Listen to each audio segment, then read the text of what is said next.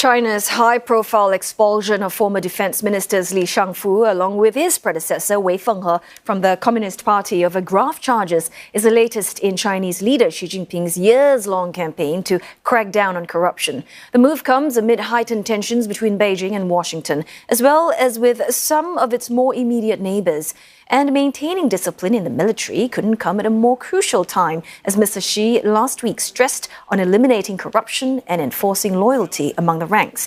Now, the country's military leadership last year saw dramatic reshuffles that saw two top generals in the rocket force replaced with men from other wings of the armed forces. Analysts say it could be an attempt to break patronage networks in the unit. And for more analysis, Associate Professor Chong Ja Ian joins us now, and he's from the Department of Political Science at the National University of Singapore. So first up, Professor, let's just talk about the expulsion of not one but two of these former defense ministers, handpicked by President Xi. What message do you think the Chinese government is trying to convey to its people and internationally? I mean, does the messaging differ? So I think on one level, the messaging is that no one is above whatever rules and laws that the Chinese Communist Party and also the PRC state have in place. Remember, there are two disciplinary mechanisms. There's the party one and there's the state one. And at the same time, I think it is reinforcing this message of no toleration for corruption on the part of Xi. However, I think the expulsions also raise questions because both men were handpicked by Xi. Presumably, he would have full knowledge of their record. And why is it that whatever vetting process didn't show up their corruption problems earlier on? And that will sort of feed speculation about the potential political motives behind the purges as well. Yeah, and also I thought what was rather unusual, I mean, was the fact that they released quite a fair bit of detailed information about the transgressions of Li Shangfu and Wei Fenghe. What does this reveal? I suppose it's to create a sense of why they're being removed, why these high-profile people are being removed, is to build a case. But the issue here is that there's no or very little ability to independently corroborate any of the detail that comes up.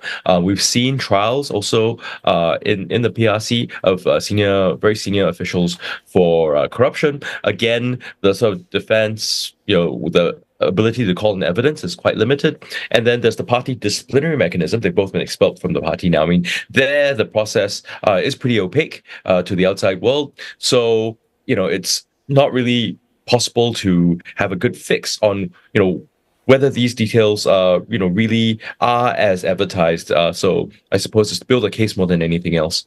And also, Professor, you mentioned that, perhaps in the vetting process, it didn't quite show up. But, I mean, you would imagine that the Chinese government, that in terms of their vetting process would be a very strict one. So then, to what extent do you think this corruption is a systemic issue within the Chinese military? And does it spell broader problems in the PLA's leadership, in its culture?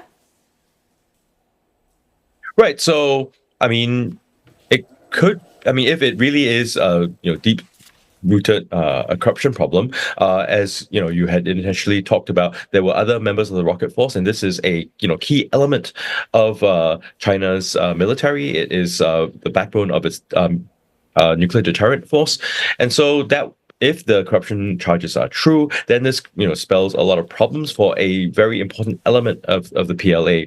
That having been said, it could also be read as a way for Xi Jinping to consolidate further control over the military. Perhaps he feels he doesn't have enough. Other questions that will come up is, as you had also touched on, whether the PRC military, the PLA, is ready for major operations as it has promised to potentially engage in, should there be real threats to what the Beijing sees as its sovereignty and other interests.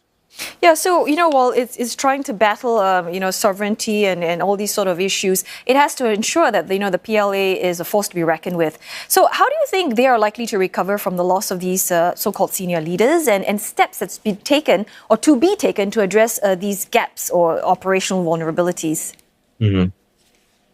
Well, in the interim, it would be the putting in place of alternatives, and the PRC is not short of generals. The thing is whether these individuals have enough experience. I mean, remember that the last combat experience that the PLA had was in 79, and that's a decade after with Vietnam. So they need people with more combat experience. That's a little bit in question. They also need people who are operationally capable and also politically reliable. So getting that mix right. She thought he had it the last time around. Apparently not. So perhaps, that sort of signaling will mean that there's tighter vetting, that there's more careful selection, and some of these issues will go away. That having been said, the defense minister position in the PRC, really does a lot of outward-facing work. It's not an operational command as in other militaries. So there is also the possibility that the operational commands, the theaters, have been more shielded. But you know what? The fact that we are talking about this sort of speculation really suggests how opaque the PRC system is and how little we know today, and the uncertainty that generates for everybody else. So, Professor, in other words, you talked a little bit about how this could be a political consolidation by President Xi. So then do we assume it's that rather than just a broader military purge? So, I mean, these are different possible hypotheses. It's not, like I said, with a lot of the way that the PRC and the PLA works, right, it's not possible to independently corroborate a lot of this information. I suppose for Xi, ultimately, whether it's corruption or whether it's a political purge, the point for him is to have control over the PLA that he can trust, right? So it's about putting the right individuals in place, but it's also making sure that the systems and patronage networks don't challenge the chain of command, don't create any what he might see as undermining his ultimate authority. We thought that this would be the case with the PLA anyway, since in the PRC, the party controls the gun. The PLA is a party army, not a state army. But Xi, for whatever reason, feels he's not secure enough, that the positions that he's put in place, aren't loyal or aren't upstanding and clean enough. So to what extent will he go? Will she go? I mean, that again is a matter of a lot of speculation, which I think only creates more unease outside of China over where all this would end.